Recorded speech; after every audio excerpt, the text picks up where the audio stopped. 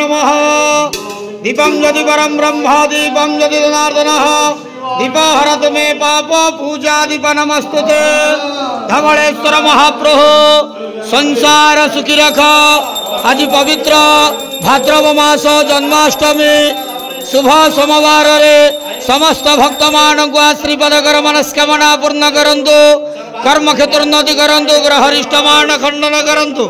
महाप्रभु धवलेश्वराय नमो नमः। समस्त भक्त मान को आशीर्वाद करंतु आनंद गेवार हरि बोलो बाबा धवलेश्वराय नमो नमः। धवलेश्वराय नमो नमः। संसार सुखी रखंतु आनंद गेवार हरि बोलो। ओम नमः शिवाय बाबा धवलेश्वराय नमो नमः। धवलेश्वराय नमो नमः।